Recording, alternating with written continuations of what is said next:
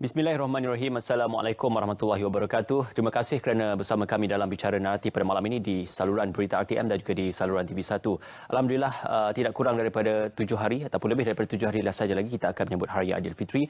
Tetapi untuk siaran Bicara Naratif pada malam ini cukup istimewa kerana kita akan memperkatakan tentang satu perspektif dan juga satu perbualan yang baru, iaitu kita nak bercerita tentang pertubuhan dan bagaimana proses pendaftaran pertubuhan serta objektif persatuan dan juga pertubuhan itu dapat dilaksanakan dan juga ditamsilkan secara menyeluruh. Saya suka untuk memulakan Bicara Naratif pada malam ini dengan mengambil takrifan daripada Akta Pertubuhan 1966 yang memberi takrifan dan juga konotasi pertubuhan, iaitu termasuklah mana-mana kelab, syarikat perkongsian atau persatuan tidak kira apa jua jenis atau tujuannya, sama ada sementara ataupun kekal yang mengandungi 7 orang atau lebih. Jadi ini merupakan takrifan secara asas bagi apakah maksud pertubuhan itu. Sudah pasti ia dikawal sedia dan juga proses pendaftaran perlu melalui Jabatan Pendaftaran Pertubuhan Malaysia ROS ataupun JPPM. Untuk bercakap lebih lanjut pada malam ini, saya maaf hati untuk bersama dengan Yang Berusaha Tuan Haji Jasri bin Kasim, Ketua Pengarah Jabatan Pendaftaran dan Pertubuhan Malaysia JPPM. Assalamualaikum, selamat malam Tuan Haji, apa khabar? Selamat berpuasa. Alhamdulillah bersua kembali Tuan Haji. Untuk molek kiranya untuk kita memulakan Bicara Naratif pada malam ini, kita memberi mukadimah dan juga tamsilan yang lebih mendalam tentang apakah itu ROS ataupun JPPM yang perlu difahami oleh masyarakat. Okay. Pertamanya saya ucapkan terima kasih kepada RTM kerana sudi menjemput kami lah pada sesi Bicara Naratif pada hari ini. Dan sangat baik kalau saya menceritakan sedikit tentang Jabatan Pendaftaran Pertubuhan Malaysia. Biasanya orang kenal ROS sebagai ROS lah. Kalau sebut Jabatan Pendaftaran Pertubuhan Malaysia ni jarang orang tertanya-tanya. Sebenarnya apa yang menyebabkan ROS ini wujud? Kita berpunca daripada Perlembagaan Persatuan itu sendiri. Di mana setiap warga negara di Malaysia mempunyai hak untuk berpersatuan. Seperti mana yang dinyatakan dalam perkara 10/1/C Perlembagaan Persatuan kita. Dan sebab itulah kita wujud untuk mendaftar pertubuhan. Yang keduanya dinyatakan juga dalam perkara 10/2/C Perlembagaan Persatuan yang menetapkan supaya dikenakan sekatan jika perlu. Mustahak bagi kepentingan keselamatan negara, ketenteraman awam dan juga akhlak. Maknanya di situ juga merupakan salah satu kenapa Jabatan Pendaftaran Pertubuhan ini diwujudkan. Dan kita telah ditugaskan untuk mentadbir dan melaksanakan Akta Pertubuhan 1966. Dinyatakan dengan jelas peranan dan fungsi jabatan itu sendiri. Disebutkan oleh Tuan Haji juga bukan saja untuk tujuan-tujuan pendaftaran, tetapi pertubuhan pendaftaran juga adalah untuk menguruskan dan juga menguatkuasakan undang-undang di bawah Akta Pertubuhan 1966. Dalam takrifan ini juga bukan saja takrifan pertubuhan diberikan, tetapi takrifan parti politik juga turut diberikan. Makanya kerangka definisi kepada bidang kuasa pertubuhan ataupun pendaftaran pertubuhan Malaysia ini, ROS ini cukup luas. Jadi boleh dikongsikan bagaimana bidang kuasa yang akan diselaraskan oleh ROS? Secara mudah untuk saya jelaskan fungsi ROS. Kalau kita lihat, biasanya orang awam membayangkan ROS ini hanya mendaftar. Mendaftar pertubuhan, menolak, membatal pertubuhan.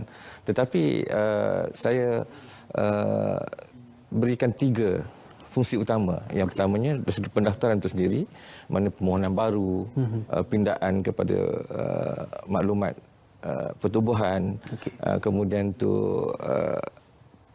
pindaan kepada AJK dan sebagainya. Itu melibatkan pendaftaran. Yang keduanya ialah kawal selia, pematuhan. Sebab kita mendaftar pertubuhan dan kita perlu memantau, mengawal selia supaya pertubuhan ini tidak lari daripada matlamat yang telah ditetapkan. Dan yang ketiga ialah pemekasaan. Kita juga ada fungsi pemekasaan untuk memastikan pertubuhan dekat Malaysia ini sebagai satu pertubuhan yang mempunyai pengurusan yang profesional, mempunyai kualiti dan piawaian yang tertentu. Jadi kita 3 fungsi ini sangat penting kepada ROS. Apakah boleh terjadi kes-kes yang mana sesuatu pertubuhan itu boleh dibatalkan ataupun sesuatu pertubuhan itu boleh untuk diharamkan pertubuhannya kerana melanggar undang-undang ataupun kerangka undang-undang yang sedia ada? Secara umumnya kalau sesuatu pertubuhan itu dibatalkan, mungkin ada sebab-sebabnya.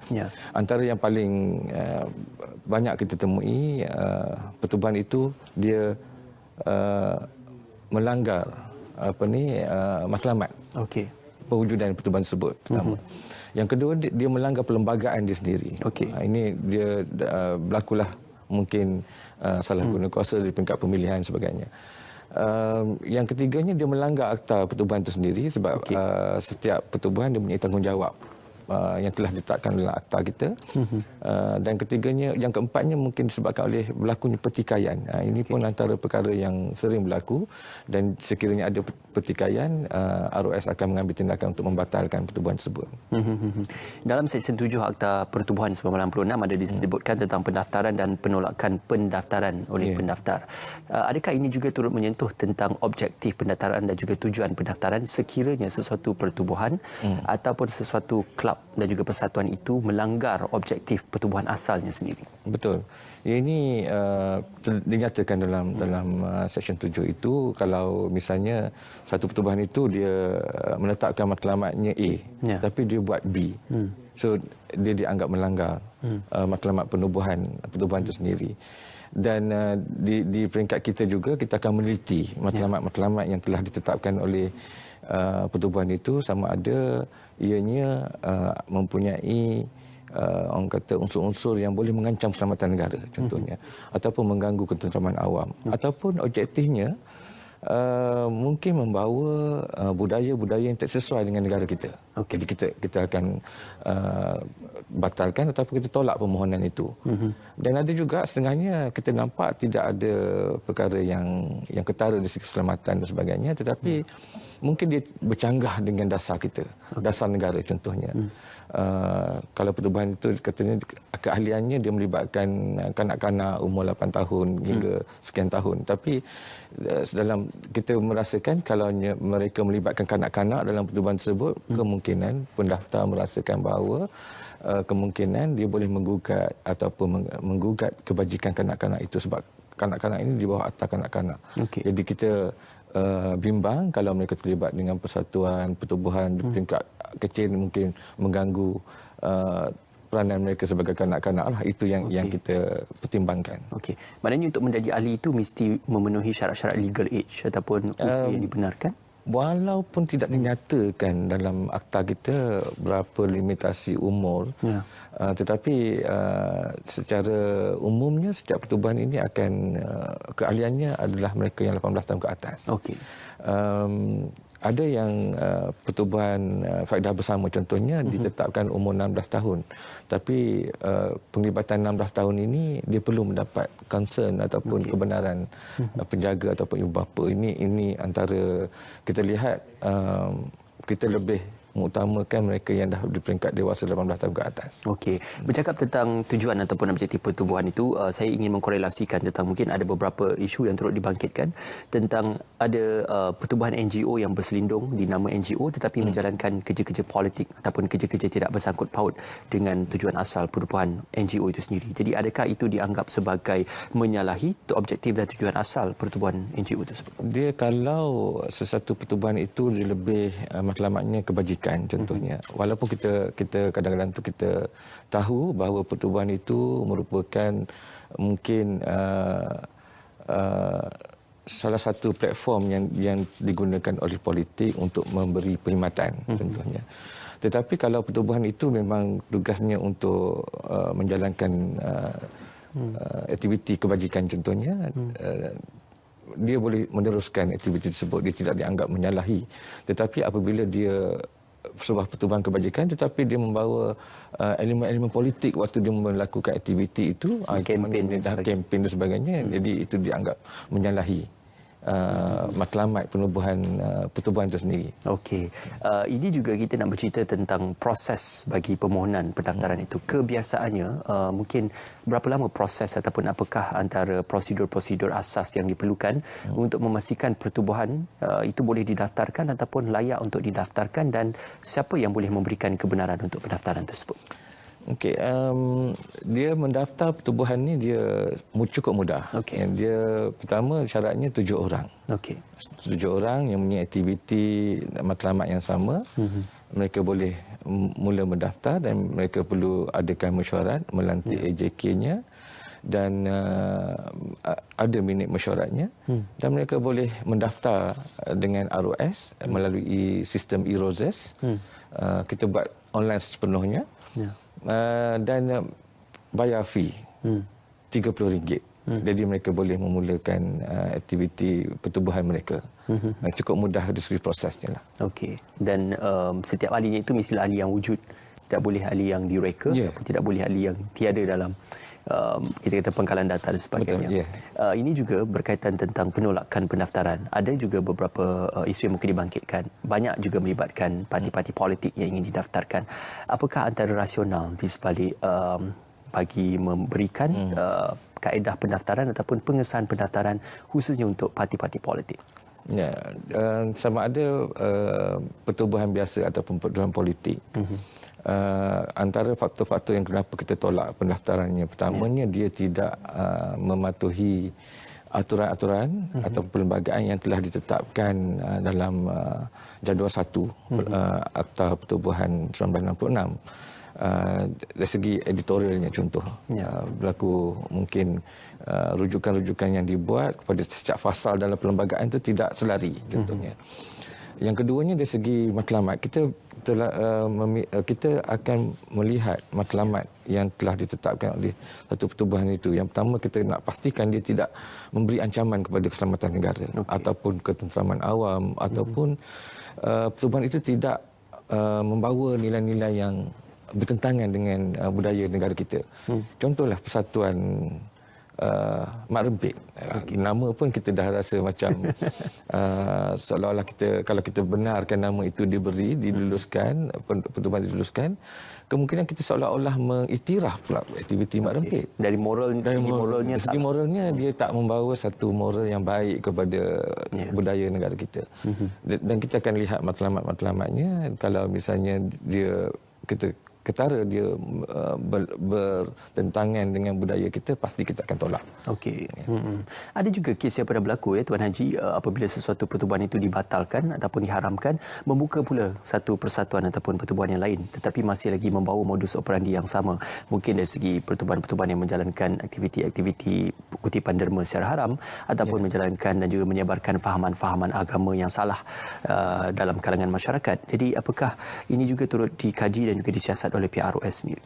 Ya, sebenarnya ada dua isu di situ. Satu dibatalkan, yang kedua diharamkan.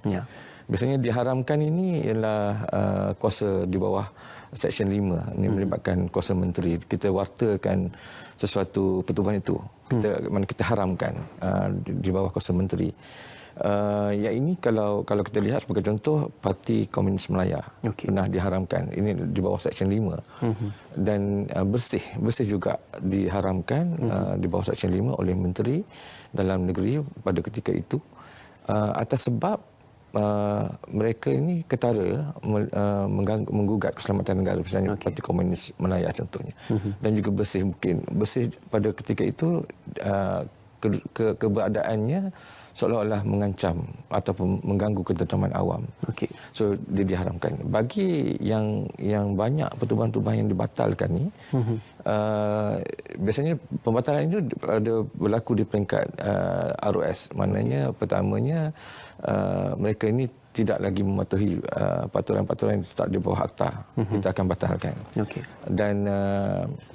Dan juga faktor-faktor yang kita lihat dari segi juga kalau ada elemen keselamatan ataupun elemen mengganggu ketenteraman awam ataupun yang membawa nilai yang bertentangan dengan nilai budaya kita akan batalkan. Dan kita juga biasanya membatalkan kepada pertubuhan yang kita dapati ada juga pertubuhan yang bergaduh, berlaku pertikaian dalaman. Bila kita buat siasatan dan mereka memang sah ada berlaku pertikaian, kita akan batalkan. Dan pertubuhan-pertubuhan yang dibatalkan ini tidak boleh lagi menjalankan apa aktiviti-aktiviti selepas dibatalkan. Kalau mereka melaksanakan aktiviti di atas nama pertubuhan yang dibatalkan, mereka dianggap menyalahi undang-undang di bawah Seksyen 41 Akta Pertubuhan. dan mereka boleh dikenakan denda ataupun penjara, kedua-duanya sekali. Okey, dalam isu dibatalkan atau diharamkan itu, apakah apabila ingin membina atau membentuk pertubuhan baru, logo yang sama atau seakan-akan sama boleh Selepas digunakan? dibatalkan, of course mereka tak boleh menggunakan nama yang sama. Okey. Logo yang sama. Kita dah anggap sebagai rekod kita, mana-mana pertubuhan yang dah dibatalkan, kita masih simpan rekodnya, kita tidak lagi membenarkan digunakan nama tersebut. Okey, kita menceritakan tentang JPPM ataupun Jabatan Pendaftaran Pertubuhan Malaysia, ROS, memperkasakan pertubuhan. Sebelum kita bergerak lanjut, Tuan Haji, setakat ini sudah berapakah banyak bilangan bagi pertubuhan yang didaftarkan di bawah ROS dan juga kerangka undang-undang ROS? Sekarang ni kalau ikut data yang kita ada, pertubuhan yang kita daftar lebih kurang 171,111 dan lebih kurang 93,376 merupakan NGO, dan 77,735 adalah parti politik. Parti politik ni induknya 65. Kita ada 65 parti politik yang berdaftar sekarang ni, dan selebihnya merupakan cawangan-cawangan, sebab setiap satu cawangan itu didaftarkan sebagai satu pertubuhan. Itu yang kita nampak banyak parti politik itu. Okey. Ini juga mungkin banyak dibangkitkan apabila ada beberapa isu tentang parti politik yang ditolak permohonan pendaftarannya, tetapi sebenarnya ada banyak lagi permohonan pendaftaran yang ditolak oleh pihak ROS atas beberapa sebab-sebab teknikal. Mungkin boleh dikongsikan secara lanjut, Tuan Haji. Kita purata permohonan setahun kita dapat lebih kurang 10 hingga 14,000 permohonan pertubuhan. Kalau parti politik sekarang dalam permohonan yang masih dalam peringkat permohonan ialah 100 lagi parti politik yang dibuat untuk permohonan pendaftaran. Sebenarnya daripada jumlah tersebut hampir 30% lebih kurang kita tolak disebabkan mungkin dari segi tidak memenuhi ataupun tidak teratur dari segi aturan-aturan perlembagaan dia, ataupun mungkin faktor-faktor yang kita rasakan memang mereka tidak boleh mendaftar pertubuhan tersebut. Maknanya bukannya satu ataupun dua yang kita tolak, tapi banyak juga yang kita tolak. Okey. Muafakat Nasional ketika ini pun masih belum didaftarkan atas beberapa sebab juga, Tuan Haji? Ya, Muafakat Nasional belum mendaftar, dan sebenarnya kita ada beberapa permohonan yang menggunakan nama yang sama. Sebab itu kita belum lagi mendaftar, belum meluluskan pendaftarannya. Itu juga kita nak bercakap tentang perlembagaan sesuatu pertubuhan ataupun parti politik secara spesifiknya. Sudah pasti AGM ataupun Mesyuarat Agung perlu dilakukan, pemilihan juga perlu untuk dilakukan, malah penyata kewangan setiap tahun juga perlu untuk diserahkan dan juga diberikan secara pendokumentasiannya. Jadi apakah kegagalan dalam melaksanakan Mesyuarat Agung dan juga pemilihan bagi sesuatu pertubuhan atau parti politik itu akan menyebabkan sesuatu pendaftaran itu terbatal ataupun sebuah pertubuhan itu dibatalkan pendaftarannya? Dia perkara yang paling utama bagi sebuah pertubuhan, terutama sekali parti politik lah, kita biasanya yang menjadi perhatian umum ni bila sebut parti politik, mereka akan lebih, orang kata, tertarik dengan isu-isu parti politik. Tetapi isu pembatalan, kenapa sesuatu parti politik itu boleh dibatalkan, dia tertakluk kepada pematuhan parti tersebut terhadap perlembagaan diri sendiri. Contohnya kalau ditetapkan pemilihan setiap 3 tahun, maka setiap 3 tahun, perlembagaan telah tetapkan 3 tahun, maka mereka perlu buat pemilihan. Sekiranya setengah perlembagaan parti politik itu dia ada juga memberi penangguhan. So mereka hanya boleh membuat penangguhan pemilihan itu berdasarkan perlembagaan yang telah ditetapkan. Jadi sekiranya penangguhan itu telah dilaksanakan dan mereka memerlukan lagi penangguhan, maka mereka perlu mendapatkan kelulusan daripada menteri melalui ROS. Ini merujuk mungkin dalam kes pemilihan UMNO ataupun Ahli Majlis Tertinggi UMNO yang berlangsung baru-baru ini. Sepatutnya dilakukan pemilihannya tetapi ditangguhkan. Adakah ia masih dalam kerangka undang-undang pertubuhan? Ya, kalau ikutkan memang masih dalam kerangka undang-undang yang telah ditetapkan, di mana mesyuarat agung telah ditangguhkan oleh Majlis Tertinggi yang memang telah dinyatakan dalam perlembagaan parti itu sendiri boleh menangguhkan sehingga 18 bulan. Dan selepasnya adalah kelulusan menteri dan parti tersebut telah pun mendapat kelulusan menteri untuk penangguhan tersebut. Jadi tidak ada masalah untuk sebarang masalah dan sebagainya.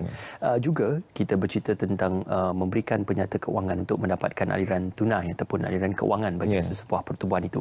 Apakah penting untuk diserahkan untuk setiap penyata kira-kira saban tahun bagi sesuatu pertubuhan ataupun? Betul.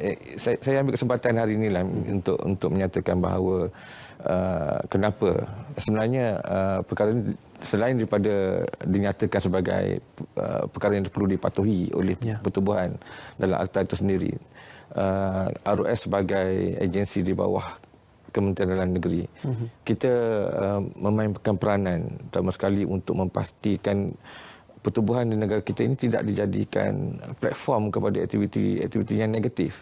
Contohnya money laundering. Mungkin membawa idealisme yang ekstrim contohnya. Mungkin ada terlibat dengan aktiviti keganasan ataupun pelarian cukai. Atau dana haram mungkin? Ya, dana haram. Sebab tu dalam Seksyen 7 itu kita Seksyen 14 kurungan 1 kita menetapkan bahawa setiap pertubuhan dia perlu mengukuhkan penyata tahunan, dan ini merupakan satu perkara yang penting.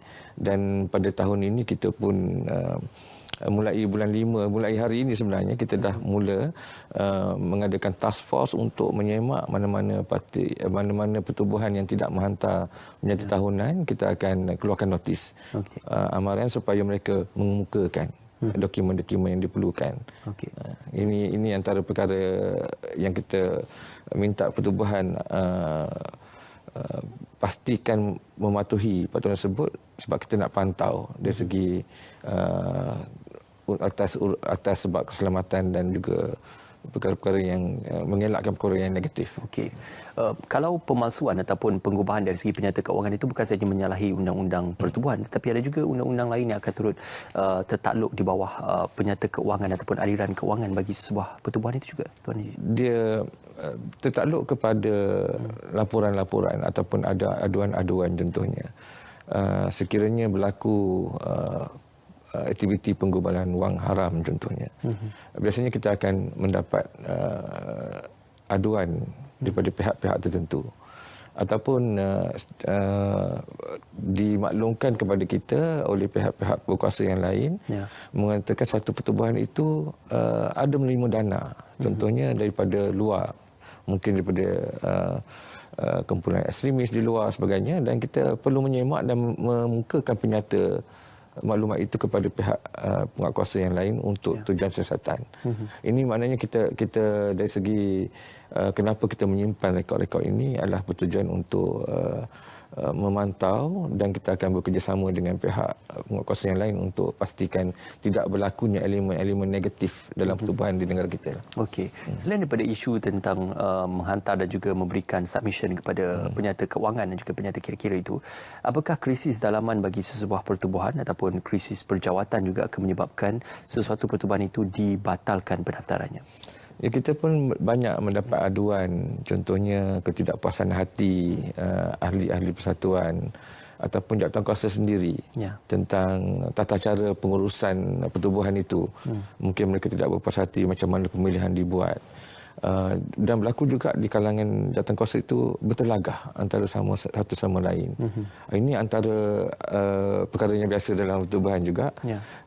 Dan kita akan siasat, dan kalau perkara itu benar, kita kemungkinan pertubuhan itu dibatalkan agak tinggi. Sebab kita kalau pertubuhan itu ahli-ahlinya bergaduh, pasti dia akan menggugat juga ketenteraman awam. So jadi kita mungkin faktor-faktor ini juga kita akan pertimbangkan untuk pembatalan. Apakah setakat ini ROS berpuas hati dengan amalan pengurusan yang baik bagi pertubuhan yang berdaftar di Malaysia, dan apakah mungkin juga ada laporan-laporan terhadap penyalahgunaan dan juga penyelewengan kuasa dalam pertubuhan-pertubuhan yang berlaku? Kita dapati daripada statistik yang kita kumpul, mana setiap tahun lebih kurang 1,000 hingga 2,000 pertubuhan yang kita batalkan disebabkan kegagalan mematuhi undang-undang. Dari segi pertikaian juga ada bilangannya, dan kita dapati keseluruhannya kelemahan pertubuhan di negara kita ni lebih kepada pengurusan mereka. Mereka tidak mempunyai pengalaman yang cukup untuk mengurus pertubuhan tersebut, menyebabkan tidak kompeten, menyebabkan berlakunya pelanggaran-pelanggaran dari segi undang-undang dan juga perlembagaan mereka sendiri. Okey. Apakah dalam hal pelanggaran undang-undang itu ada beberapa rayuan yang boleh dibuat dan juga dikemukakan untuk memastikan agar sesuatu pertubuhan itu tidak terus dibatalkan apabila kita melaksanakan tujuan hearing dan juga pendengaran di mahkamah dan sebagainya? Kita dari segi pembatalan, proses pembatalan ini bukanlah kita hari ini kita dapati satu pertubuhan itu telah melanggar undang-undang, terus batalkan. Kita ada proses-proses dia. Di mana kita keluarkan dulu notis 14.2. Maknanya kita meminta supaya pertubuhan itu sama ada mengukakan apa-apa dokumen yang diperlukan, memenuhi kehendak-kehendak akta itu, ataupun kita kalau bergaduh kita bagi dia masa untuk menyelesaikan pertikaian itu. Kalau misalnya mereka gagal, kita akan buat pergantungan sementara di bawah Seksyen 14.5, dan kita akan memberi masa untuk pertubuhan itu dalam tempoh 30 hari untuk mengemukakan apa-apa dokumen yang diperlukan ataupun menyelesaikan isu dalaman mereka. Dan kalau mereka gagal juga, barulah kita akan keluarkan notis 13.1 untuk pembatalan. Ini prosesnya agak panjang. Mereka mempunyai ruang yang cukup untuk membetulkan ataupun mematuhi kembali undang-undang yang ditetapkan. Sekurang-kurangnya penyataan sebab dan juga jawapan di pihak mereka juga perlu untuk dikemukakan secara bertulis dan juga secara pendokumentasian. Pertubuhan 1966 tidak kira parti politik, kelab persatuan ataupun pertubuhan, semuanya tertakluk di bawah undang-undang yang dikawal sila dan juga dirangka di bawah Akta Pertubuhan 1966 dan juga digerakkan oleh Jabatan Pendaftaran Pertubuhan Malaysia JPPM ataupun dikenali sebagai ROS. Tuan Haji, tadi kita banyak bercerita tentang faktor-faktor teknikal dan juga gerak-geri teknikal untuk memastikan suatu pertubuhan itu boleh dibatalkan ataupun perkara undang-undang yang perlu dipatuhi. Tetapi ada juga beberapa usaha-usaha JPPM untuk memperkasakan pertubuhan dan digerakkan oleh JPPM dan juga ROS sendiri. Apakah antara usaha yang sedang, telah dan juga akan direncana dan juga dirangka oleh JPPM? Dari segi oleh kerana bila saya sebut tadi yang peringkat awal lebih kepada pematuhan, itu merupakan salah satu yang kita masukkan dalam plan strategik Jabatan Pendaftaran Pertubuhan Malaysia 2021-2025, di mana kita memperkukuhkan kawal selia dan penguatkuasaan. Kita ada juga satu lagi trust yang kita masukkan dalam plan strategik kita, di mana kita memperkasakan, memperkukuhkan pertubuhan itu sendiri. Jadi yang ini kita rancang untuk tempoh 5 tahun, di mana kita cuba untuk mengangkat peranan pertubuhan itu sebagai orang kata third executive arm dalam penyampaian perkhidmatan kepada kumpulan sasar masyarakat. Maknanya selain daripada kerajaan, swasta, sepatutnya NGO juga antara pihak eksekutif yang memberi perkhidmatan kepada masyarakat. Bagaimana terjemahan perilaku ataupun modus operandi yang disebutkan oleh Tuan Haji apabila NGO sebagai eksekutif yang akan mendampingi gerak-geri dan juga perkhidmatan yang disediakan oleh kerajaan? Apakah dalam hal ini NGO juga akan turut memberikan agihan sumbangan, bantuan khususnya dalam kita mendepani krisis dan pandemik? Ya, sebahagiannya, dan kita menerapkan konsep society empowerment, di mana kita nak melihat macam bagaimana pertubuhan di dalam negara kita ini memberi sumbangan kepada komuniti. Contohnya kita adakan program di Kuala Lumpur baru-baru ini, kita mengumpulkan NGO yang berkait rapat dengan kumpulan asnaf dan juga anak yatim contohnya. Dan kita kenal pasti kumpulan sasarnya, dan NGO ini akan membantu mereka. Ada setengahnya asnaf ni dia ada produk untuk dihasilkan, tetapi tidak ada tempat platform untuk pemasaran. Jadi NGO ni akan bantu.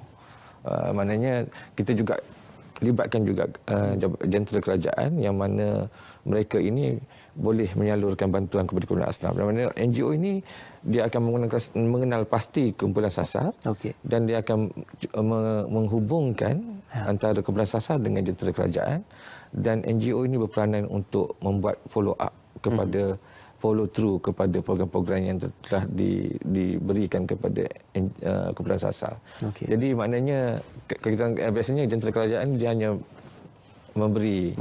menyalurkan tetapi mungkin dari segi follow up-nya mungkin terhad. Jadi NGO yang berada dalam kalangan masyarakat akan membantu kerajaan untuk membuat follow up kepada program-program yang telah dibuat. Ya.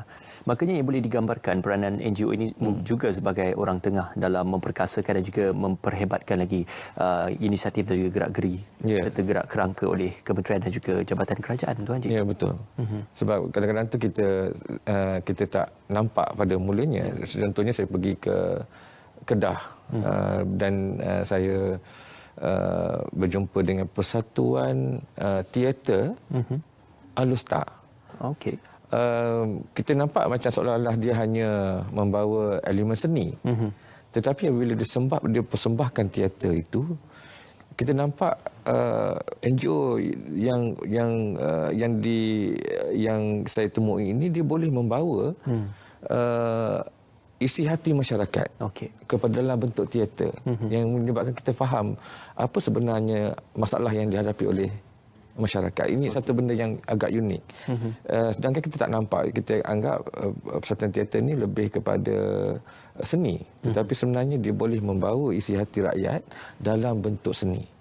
Dan akan lebih mudah difahami oleh mungkin pemimpin ataupun masyarakat yang lain.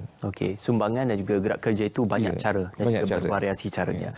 Berlanjutan daripada apa yang disebutkan oleh Tuan Haji tadi, apabila pihak NGO dan juga jabatan kerajaan saling membantu untuk mencapai objektif dan juga tujuan gerak kerja yang akan dilaksanakan, saya teringat apabila program pemangkasan komuniti yang digerakkan oleh NADMA juga turut mendapat sambutan daripada NGO di setiap negeri untuk memberikan, kita kata, sokongan terhadap apa yang dilaksanakan oleh pihak NADMA dan juga pihak kementerian. Jadi ini juga merupakan salah satu daripada dokongan yang diterjemahkan ataupun yang diberikan contoh untuk kerjasama antara NGO dan juga jabatan kerajaan. Seperti mana yang saya katakan tadi, jumlah NGO yang ada di Malaysia ada 93,000.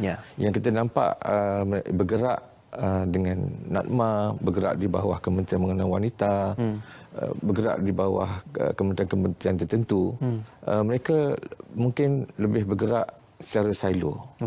Sedangkan kita masih mempunyai banyak NGO yang kita boleh gerakkan, dan kalau kita boleh gabungkan mereka ini, saya rasa gerak kerja untuk membantu kumpulan sasar, masyarakat yang menghadapi kesusahan waktu ini lebih banyak yang kita boleh buat. Jadi sebab itu dalam tahun ini kita ada merancang program hyper, himpunan pertubuhan kebangsaan. Biasanya kita akan buat dalam bulan 9 sebagai sambutan hari pendaftaran pertubuhan, tetapi dia sebagai sekadar event. Kita nak sesuatu program yang ada outcome-nya. Kita melihat ini satu keperluan, mana kita kumpulkan NGO dan kita pastikan bila mereka berkumpul, mereka boleh memberi bantuan bermanfaat kepada masyarakat. Ini yang approach yang kita gunakan pada tahun ini. Saya suka apabila Tuan Haji menyebut kalau sebelum ini pihak NGO banyak bergerak secara solo ataupun sendiri, dan juga mungkin apa yang dirangka oleh pihak jabatan kerajaan dan juga agensi kerajaan juga banyak hanya melibatkan antara agensi kerajaan dan juga rakyat. Tetapi NGO ada program dan aktivitinya tersendiri. Dan kita sedia maklum di peringkat NGO atau pertubuhan ini ada juga NGO dan pertubuhan yang mempunyai dana yang besar ataupun sumbangan yang banyak. Bukan saja sumbangan awam tapi juga sumbangan daripada ahli-ahli korporat juga turut diterjemahkan. Jadi apakah ini juga satu nilai tambah kepada kerjasama antara agensi kerajaan dan NGO dalam melihat keberhasilan dan juga kapasiti NGO ini boleh menghasilkan satu impak dan juga dampak yang lebih baik? Betul, saya setuju sebab kita boleh lihat ada setengah NGO tu well established, dia dah begitu mantap pengurusannya dan mereka boleh menyalurkan bantuan kepada kumpulan sasar, dan ada juga NGO yang baru bermula. Jadi dalam program pemekasaan NGO ini juga kita cuba gemelingkan NGO yang dah well established ini untuk membantu juga NGO-NGO yang sedang baru bermula. Jadi apabila kita dapat gabungkan mereka ini dan digabungkan dengan jentera kerajaan, saya rasa mereka akan beri impak yang lebih positif kepada dalam penyampaian perkhidmatan kepada masyarakat. InsyaAllah. Itu juga akan diterjemahkan dalam peran strategik JPPM 2021-2025. Ini amat menarik juga Tuan Haji apabila kita bercerita tentang 2021 hingga 2025 dalam pelan strategiknya itu. Variasi ataupun kerangka ROS bukan saja bercerita tentang pendaftaran, pembatalan pertubuhan atau pengharaman pertubuhan, tetapi lebih kepada untuk melihat kepada sesuatu pertubuhan itu akan diperkasakan dan juga akan digerakkan mengikut objektif dan juga kerangka penubuhannya. Dalam tempoh 5 tahun itu, apakah antara beberapa pelan strategik yang akan dirangka oleh JPPM dalam memastikan ia dapat dicapai dan juga untuk meningkatkan kualiti penyampaian bagi pertubuhan yang ada? Dan kita sedang dah mulakan gerak kerja kita pada tahun 2021 dan kita merancang untuk mengadakan satu persidangan yang melibatkan NGO seluruh negara dalam bulan September nanti. Dan sebelum kita mencapai satu resolusi pada September nanti, kita akan banyak program-program round table discussion, kita akan buat town hall, kita akan buat forum bersama-sama dengan NGO sebab kita nak kenal pasti apa isu utama NGO di Malaysia, sebab kita nak pada satu tahap itu kita kita akan pastikan NGO di Malaysia ini mempunyai standard tertentu. Mereka ini mestilah profesional, cekap, mengurus dan berjaya atau memberi manfaat kepada kumpulan sasar. Itu satu benda yang kita akan mulakan dan kita yakin sampai input yang kita dapat daripada pertubuhan dalam persidangan ini nanti, kita akan bentuk satu pelan transformasi kepada pertubuhan di negara kita. Apakah latihan dan juga training secara berfokus akan turut diberikan? Kita memang sebelum kita ada beberapa program seperti outreach, tapi kita jenamakan sebagai Roscare, hashtag Roscare, di mana kita akan beri latihan dalam sekali dari segi pengurusan pertubuhan itu sendiri, sebab kita nampak ada kelemahan di situ, tak kisahlah pengurusan dari segi manajemen, kepimpinan, juga pengurusan yang melibatkan keuangan dan juga pada pengurusan pematuhan undang-undang itu sendiri. Kita ada beberapa peringkat Roscare yang kita buat. Pertama sekali, yang pertamanya untuk pertubuhan yang baru. Yang mereka nak memohon baru, kita akan berikan penjelasan supaya apabila mereka mukakan permohonan itu, mereka mukakan permohonan yang lengkap supaya tidaklah ditolak begitu saja. Yang keduanya, kita nak bila dah lulus tu, kita akan beri basic dari segi pengurusan dalam pengurusan pertubuhan itu sendiri kepada ahli jawatankuasanya. Dan kita juga akan memberikan latihan-latihan yang advance dari segi pengurusan keuangan dan sebagainya, supaya pengurusan di peringkat pertubuhan di Malaysia ini lebih teratur. Ini yang kita harapkan. Dan kita juga akan memberikan juga latihan-latihan ataupun kita akan buat refresh kepada pertubuhan-pertubuhan yang dah mula nampak mungkin dia mula melanggar.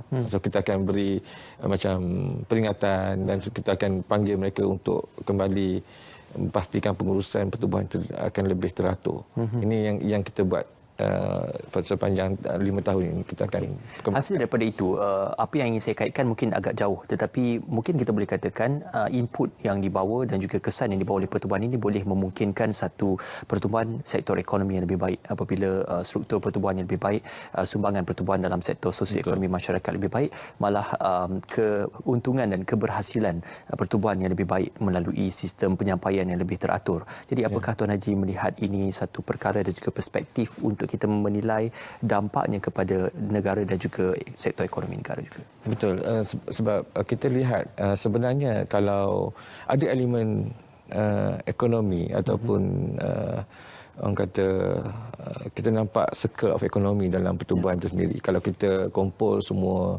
pertubuhan di negara kita ni, kalau dari segi nilai dia bernilai lebih kurang 100 bilion contoh.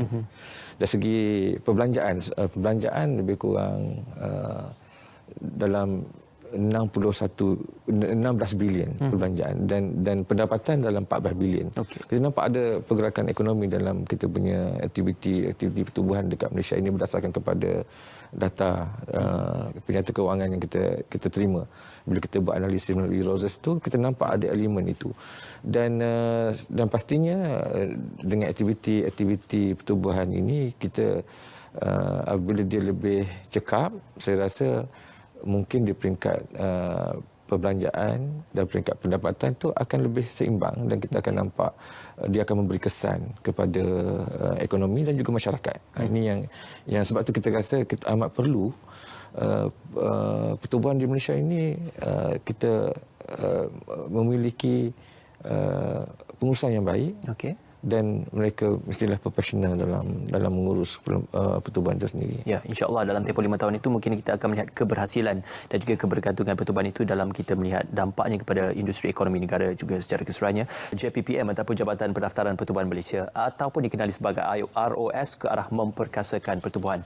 Tadi kita banyak bercerita aktiviti dan juga plan strategik ROS yang dirangka dalam tempoh 5 tahun ini.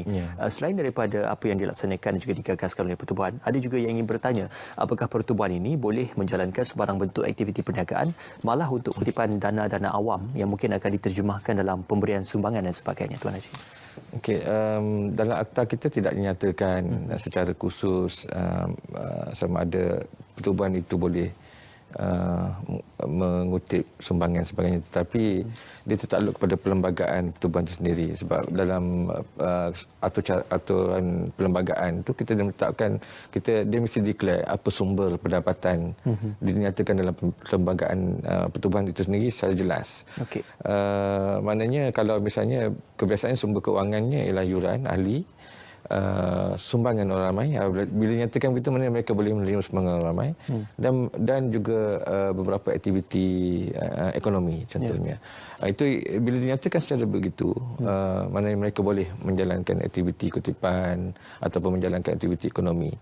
Dan kelulusan untuk mendapatkan itu bukanlah dengan ROS lah, kita tidak ada kuasa untuk memastikan yang membenarkan mereka memungut ataupun mendapatkan bantuan, tetapi lebih kepada kaedah mereka ataupun cara mereka untuk mendapatkan sumbangan tersebut. Kalau sumbangan rumah ke rumah, mereka perlu mendapatkan kelulusan polis contohnya. Kalau derma-derma kebajikan yang melibatkan surau ataupun tahfiz sebagainya, majlis agama, itu dia adalah pihak-pihak tertentu yang akan memberi kebenaran untuk buat demikian. Ini mungkin kesempatan untuk kita menyimpulkan bicara kita pada malam ini. Sekecil-kecil persatuan ataupun kelab dan juga persatuan, sama ada yang berada di institusi pendidikan ataupun institusi swasta, NGO dan sebagainya, sehinggalah kepada sebesar-besar persatuan dan juga pertubuhan itu sendiri, perkara-perkara yang perlu dipatuhi dan juga nasihat Tuan Haji mewakili ROS terhadap pematuhan kepada standard pendaftaran pertubuhan dan juga undang-undang pertubuhan itu, Tuan Haji. Pertamanya, kalau untuk pesanan kepada rakyat Malaysia lah, maknanya kalau misalnya mereka bergerak di bawah satu pertubuhan, pastikan pertubuhan itu berdaftar. Kalau mereka bergerak di bawah satu pertubuhan yang tidak berdaftar, bermakna mereka telah melanggar undang-undang negara lah. Yang keduanya, bagi pertubuhan yang berdaftar, kita sarankan supaya mereka sentiasa mematuhi Akta Pertubuhan 1966 itu sendiri dan juga perlembagaan pertubuhan itu sendiri, sebab banyak juga berlaku pelanggaran perlembagaan mereka sendiri. Mereka ada perlembagaan tapi langgar. Ini pun kita harap mereka tidak, kita pastikan mereka mematuhi segala peraturan yang telah ditetapkan lah. Itu yang paling penting bagi pertubuhan di Malaysia. Sekurang-kurangnya kerangka undang-undang itu perlu dipatuhi. Sedikit perkongsian daripada Tuan Haji juga, dan juga terima kasih kerana bersama kami pada malam ini. Alhamdulillah dapat kita memberikan tamsilan dan juga kerangka lebih baik serta seluruh lebih mendalam terhadap bagaimana ROS ataupun Jabatan Pendaftaran Pertubuhan Malaysia JPPM dalam rangka Pelan Strategik 2021-2025 dalam memastikan memperkasakan pertubuhan dapat dilaksanakan dan juga dicapai objektifnya. Terima kasih kepada Yang Berusaha Tuan Haji Jasri bin Kasim, Ketua Pengarah Jabatan Pendaftaran Pertubuhan Malaysia JPPM ataupun ROS, kerana berada bersama dengan kami dalam bicara naratif pada malam ini. InsyaAllah kita harapkan agar dengan kuasa yang dimiliki oleh pertubuhan dan juga kerjasama antara pertubuhan dan agensi kerajaan dapat menghasilkan dan juga melaksanakan visi dan misi kerajaan yang lebih baik di bawah pentadbiran Perkhidmatan Nasional khususnya untuk memastikan aspek dan juga aktif ini dapat dicapai. Terima kasih kerana bersama kami. Dengan itu kami tinggalkan anda dengan Assalamualaikum dan selamat malam.